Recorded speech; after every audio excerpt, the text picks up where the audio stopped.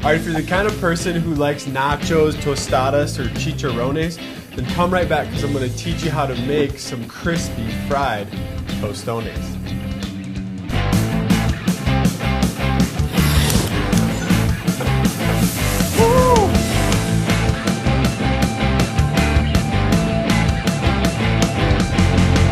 Keep it paleo.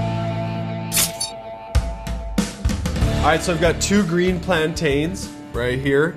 There's also black ones. You want to stay away from those for this preparation. We're going with green. We also have a saucepan here. It's half avocado oil, half olive oil, and it's about 1 inch deep. So I learned this one in Nicaragua. I've been there 3 times now, totally love it, and they serve it there traditionally with cheese on it or some carne asada.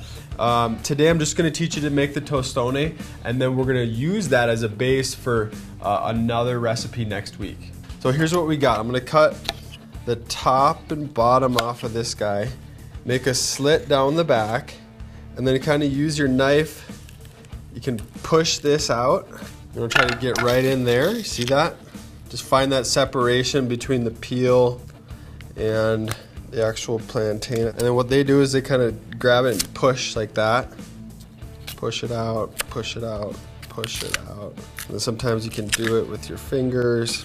Boom, boom. And the lesson here is just that they don't peel like a normal banana.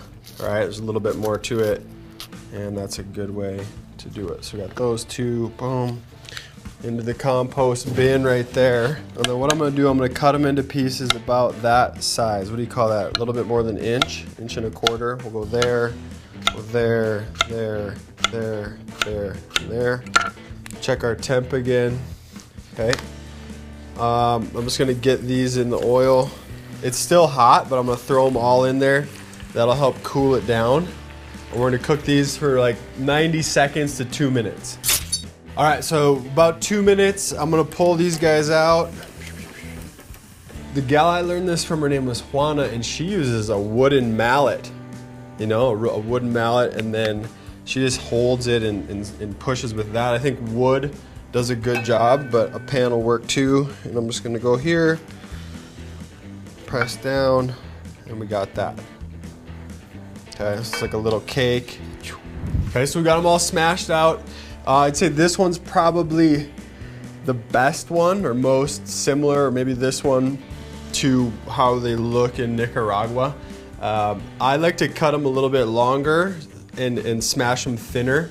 They're kind of thick and not as round, but when you have them this way, you get more surface area so that when we go to top them, it's a little bit more like a tostada, right? Or like the taco size that we're used to. So now we're bringing the oil back up to temp, and we want to start this one at about 375 to 400 so that once we get these in there, it cools down and doesn't get any cooler than 350. That way we'll get them nice and crispy. All right, then this one here I'm gonna take out. This is what we're looking for. Kind of textbook, how I like it. Kind of golden brown around the edges, golden throughout, just like that. I'm gonna give it a little pinch of salt as soon as it comes out. Boom, just like that. And then while we're frying them, I'm kind of constantly flipping them, stirring them, and then limiting how many I put in there at a time. I'm doing 4 at a time, so it's gonna take me 3 batches. Boom, here's another goodie right here. Little salt immediately. Boom. Okay, so I got these finished up. Little sprinkle of salt as soon as they come out of the oil. And then I'm just gonna assemble them on a plate here.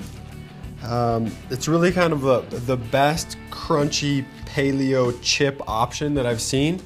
So I wanted to share it. But they are pretty high energy, right? Plantains are high in carbs, and then we're frying them in oil. So just keep that in mind. But good option for a party. They're good at breakfast.